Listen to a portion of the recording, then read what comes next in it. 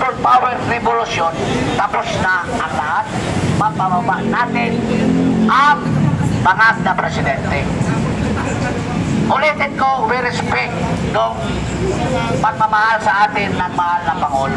Pangulo lang ang tawag ko sa kanya. Siya naman talaga ang Pangulo. Diba? Nadudulas na ako. Ayaw ko lang tawagin si BP na pangalawa, kundi Pangulo na talaga. Kasi yun ang decision ko. In the case of BBM na bangag, na weak siya, wala siyang alam, inotel siya, iba't ko siya tawagin Pangulo. Ang tawagan kong Pangulo, yung matino ang pag-isip, yun si President Sara Duterte. Kaya nga, nirespeto natin yung kanyang panawagan, pero kailangan nating lumabas.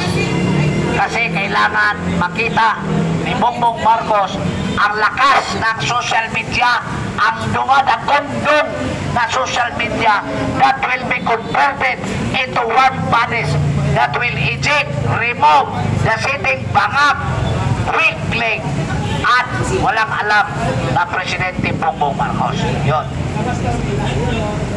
Sundan lang natin yung sinabi ni Agent JM tsaka ni Yusek, ano?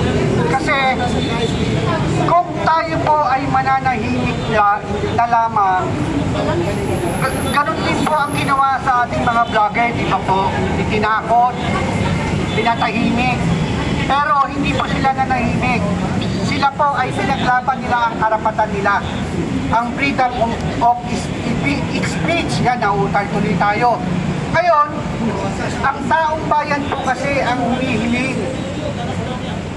At para mapatunayan po natin at matigil na po ito, kaya nandito po kami, yun nga po hinihiling ng taong bayan. Magkaroon po ng fair foreign drug test sa Luneta. Yun po ang talagang main issue eh. Katakot-takot po na iba-ibang issue, yung corruption, nandun na po lahat yan, etc. Itong 2025. Pero kayo po ba, kung yun po ba ang hihilingin natin kay Pangulong BBM, di ba o, masasang-ayon po kayo? Yes. Di ba po, sa health foreign drug test? Yes. Yun po yung main. At hindi lang po ang taong bayan at mamamayang Pilipino, kundi buong mundo. Dahil yan po ang ayaw na ayaw ni President Donald Trump na sinabi niya, di ba, I hate drugs.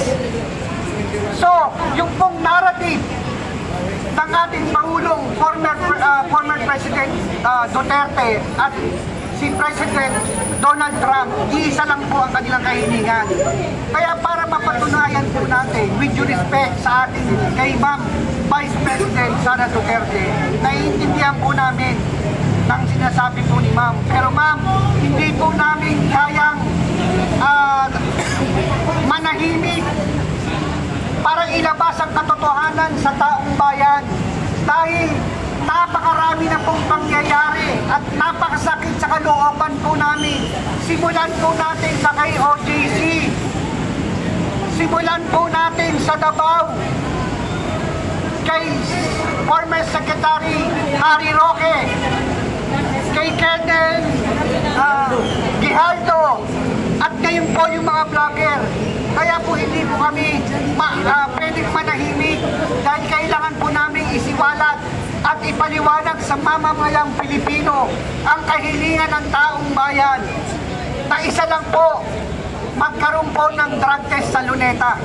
Yun lang po ang aming hinihiling sa aming mahal na Pangulong BBM. Mahal na Pangulo, mahal ka namin. Pero gusto lang namin patunayan mo na ikaw ay hindi bangag. Dahil yung bangag po, alam kong sawan-sawa na kayo sa salitang bangag.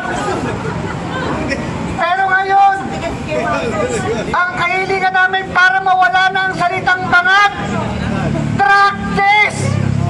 Yan po, para po kami manahimik at patunayan mo na hindi sinasabi ng aming agent J.M. Morales na ikaw ay hindi gumagamit ng white powder substance.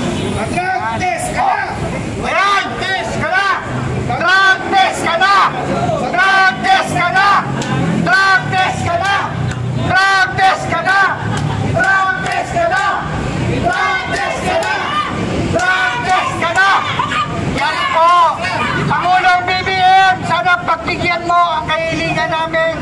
yan po ay kahilingan, hindi lang po ang taong bayan. Ayan po magsasalita si Ma'am